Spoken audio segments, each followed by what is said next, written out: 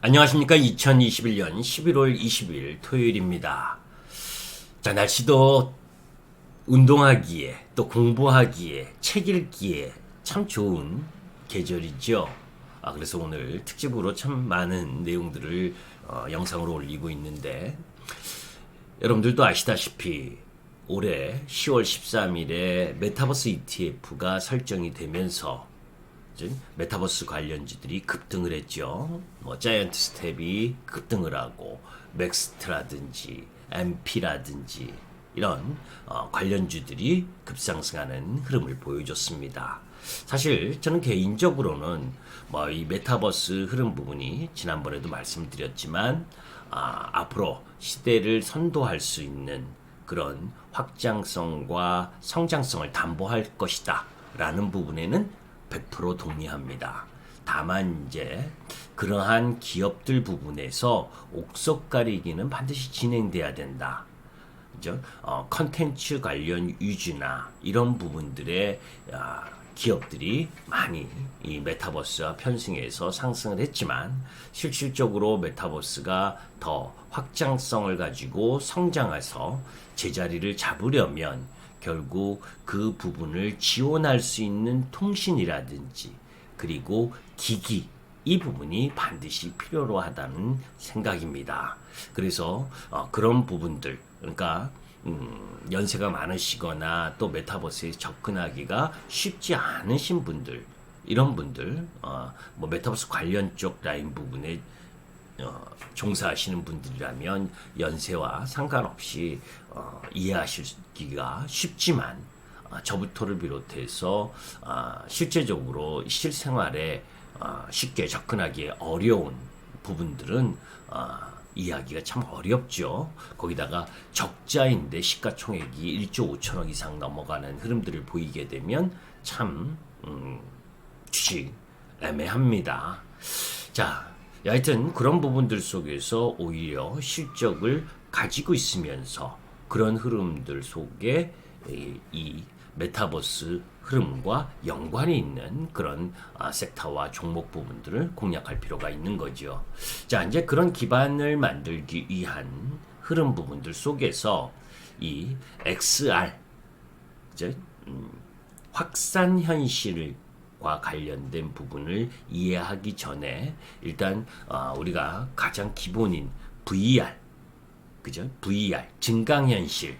그러니까 증강현실이라는 건 컴퓨터로 만들어 놓은 가상의 세계에서 사람이 실제와 같은 체험을 할 수 있도록 하는 최첨단 기술을 말하는 거죠. 이제 머리에 장착하는 디스플레이 디바이스인 HAMD, 그러니까 헤드 마운티드 디스플레이를 활용해 체험할 수 있는 흐름도 있고 또 인공현실, 사이버 공간, 가상세계라고도 합니다. 자, 이제 가장 먼저 가상현실 기법이 적용된 게임의 경우에 입체적으로 구성된 화면 속에 게임을 하는 사람이 그 게임의 주인공으로 등장해서 문제를 풀어나가는 부분, 뭐 이런 부분들은 비단 게임뿐만이 아니라 의학 분야나 또 항공, 군사 분야, 뭐 비행 조종 훈련에 이용되는 각 분야에 도입 활용될 수가 있죠. 그리고 또 가상현실과 그죠? 증강현실을 혼합하는 혼합현실 MR, 그죠? 증강현실 VR 그리고 가상현실 AR 그리고 혼합현실 MR 그 속에서 이제 한 단계 더 나아가서 XR 확산현실 이 부분과 관련된 부분을 여러분들과 함께 공부하는 시간을 갖도록 하겠습니다.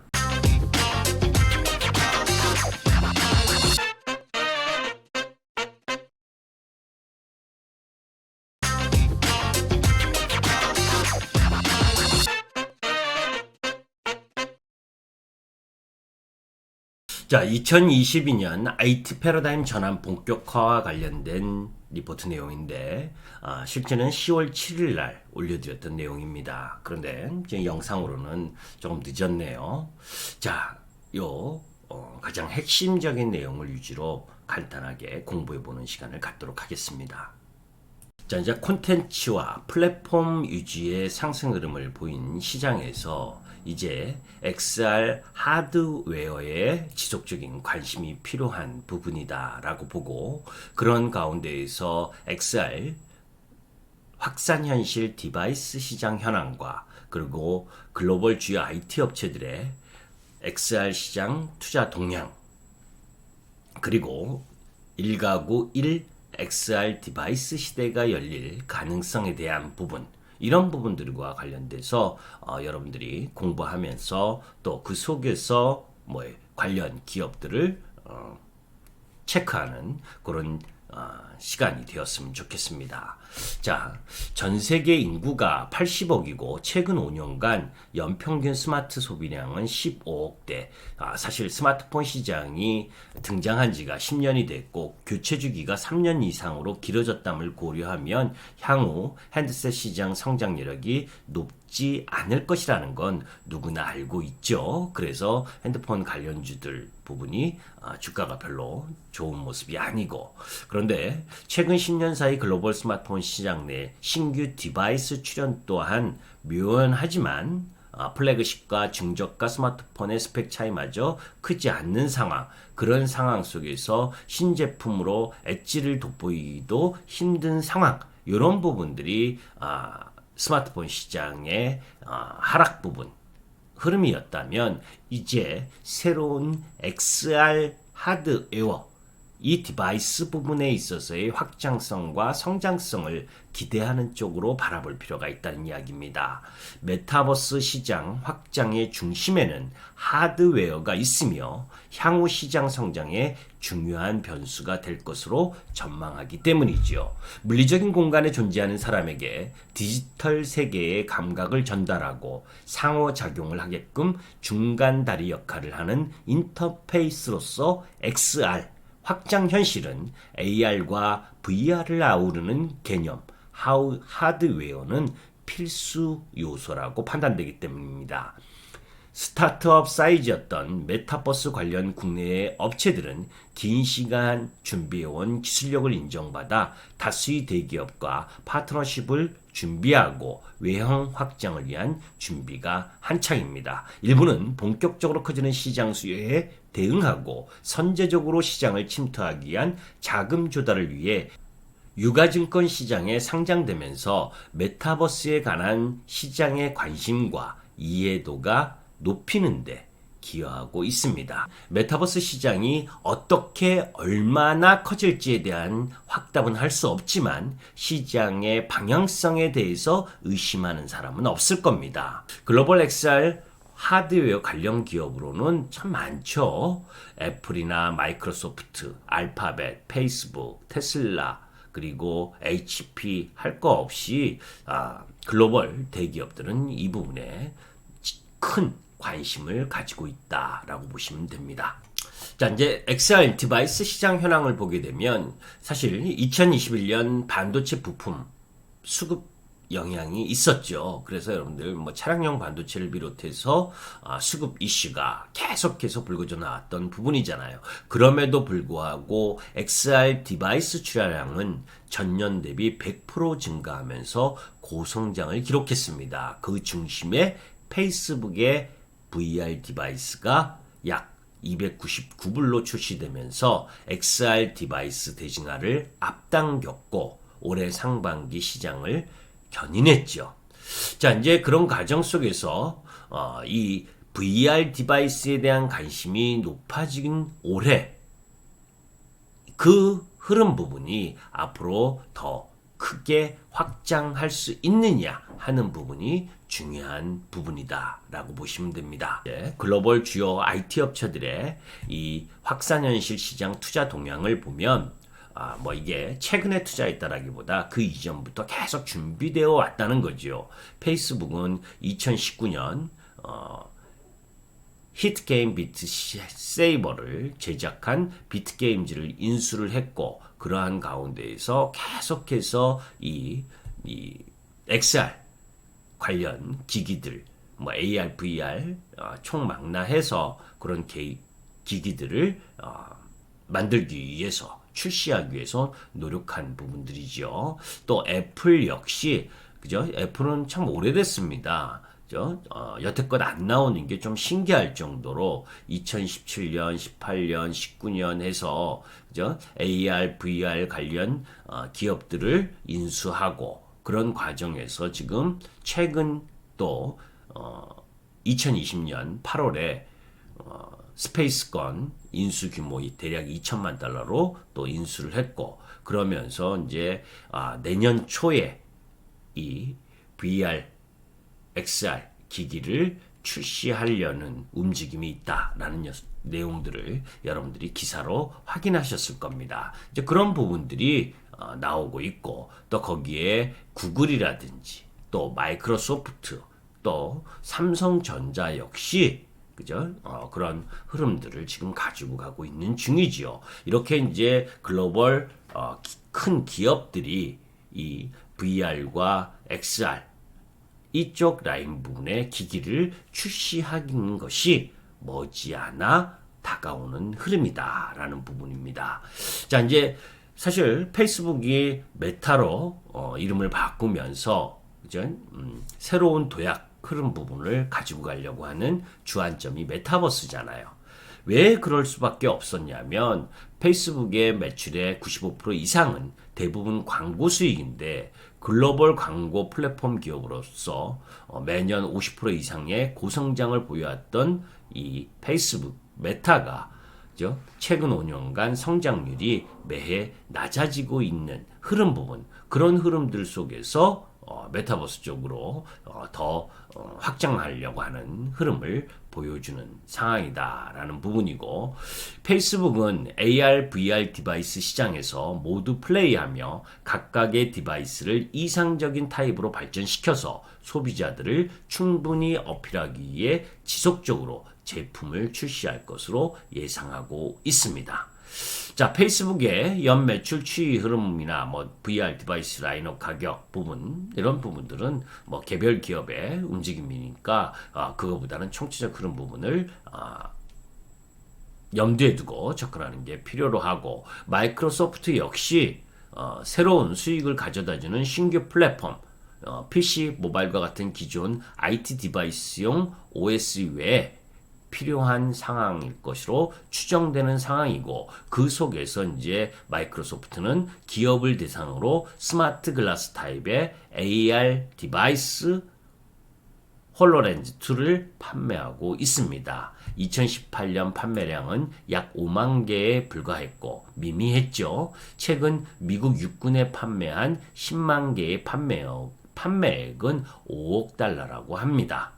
전통적인 기존 IT 디바이스 사용에 머물러 있는 수요를 AR을 포함한 XR 디바이스의 플랫폼 위로 이전시키는 데 관심이 있을 것으로 예상하는 상황이다라는 부분이고 자 이제 마이크로소프트의 홀로렌즈 2 뭐 거의 뭐 안경 모습이죠. 그죠?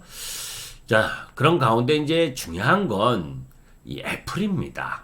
뭐니 해도 애플이 그죠? 게임 체인저로서 기폭제가 되어줄 것이냐.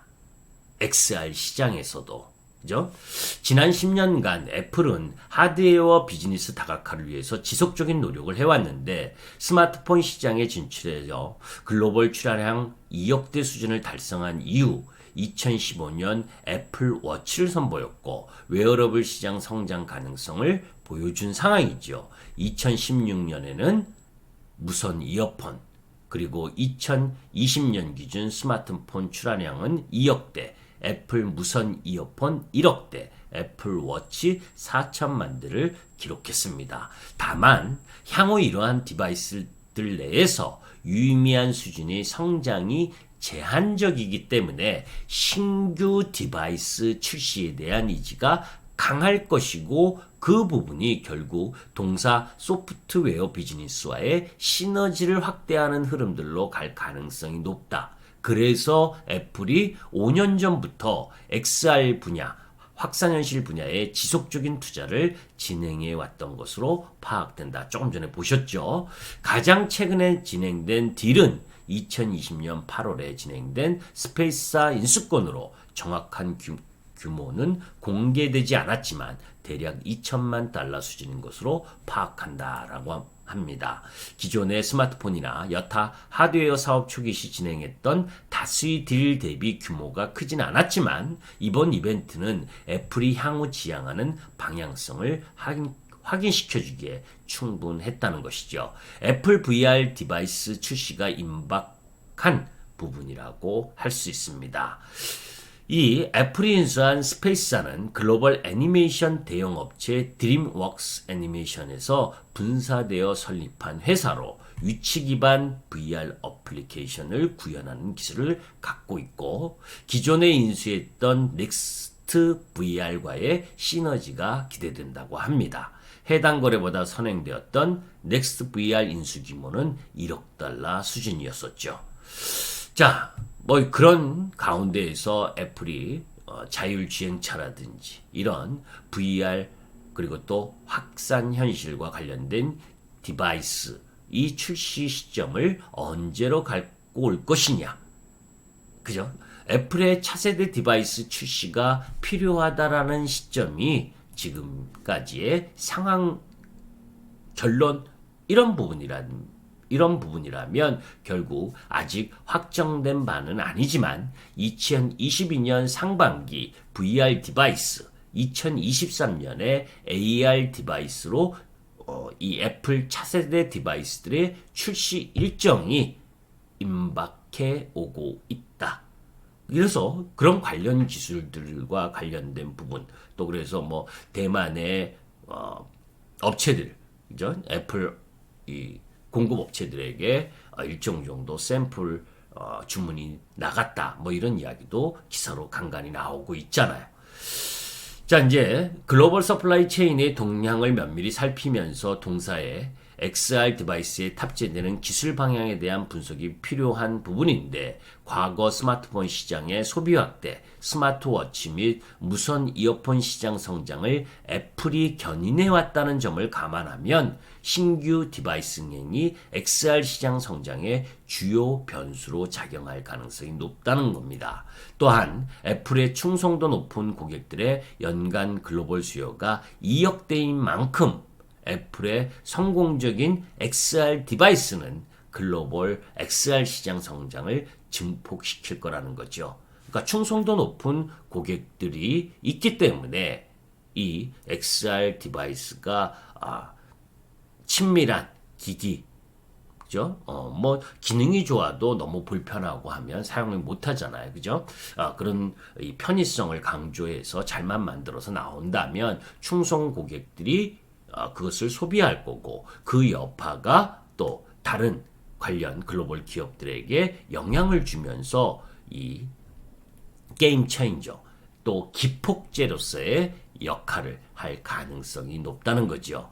자, 여기 보시면 애플의 VR 렌더링 이미지, 그죠?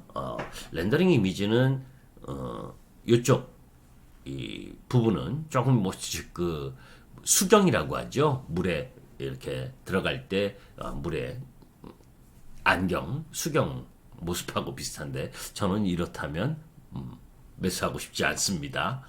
사고 싶지 않습니다. 그런데 이제 오른쪽을 보게 되면 뭐 안경하고 비슷한 모양이죠. 이렇다면 좀 한번 살만하죠, 그죠? 자, 이제 애플 스마트폰이 정체된 상황, 스마트폰 출하량은 정체됐죠. 애플워치 출하량 추이는 증가하고 있는 모습을 볼 수가 있고 그리고 무선 이어폰 출하량 추이는 증가하고 있는 부분이고 그래서 애플이 이제 무선 이어폰이나 또 애플워치의 출하량은 증가하는 반면에 애플 아이폰이나 이런 부분들은 정체되어 있기 때문에 나름의 성장의 돌파구를 찾으려면 뭐 자율주행차, 애플카 그리고 이 XR, VR 디바이스, 기기 이런 부분들에 대한 고민이 시작될 가능성이 높고 그 출시가 임박했을 가능성이 높다라는 걸 염두에 두고 내년 흐름을 봐야 되는 거죠. 자, 1가구 1 XR 디바이스 시대가 올 것이냐? 최근 XR 디바이스 시장 성장세는 가파르고 다수의 글로벌 IT 업체들은 XR 디바이스 시장에 선제적으로 자리매기 위한 R&D 및 투자 활동을 진행하고 있다라는 부분입니다. 자, 이제 메타버스 기술과 콘텐츠가 고도화된다면 이 매개체, IT 하드웨어의 변화는 불가피하게 되는 거죠. 실제 수년 내 AR, VR, 이 XR 기기가 스마트폰 자리를 대체할 것이라는 업계의 의견도 있었는데 아직까지도 지금 진행이 안 되고 있었던 부분이거든요. 차세대 XR 디바이스는 스마트폰에 가까운 휴대성과 고성능을 갖추게 되면서 매력적인 IT 디바이스로 거듭남에 따라서 소비자들의 구매 욕구를 불러일으킬 가능성이 높다. 그죠? 최근에 출시된 XR 하드웨어는 무게 크기, 해상도, 성능, 배터리 시간 등에서 다양한 방면에서 아직도 해결해야 할 점들이 많습니다. 그러나 아이러니하게도 XR 시장 참여자들로 하여금 이러한 챌린지들이 하나둘씩 해소될 때마다 시장은 큰 폭 성장할 가능성이 높다는 거죠.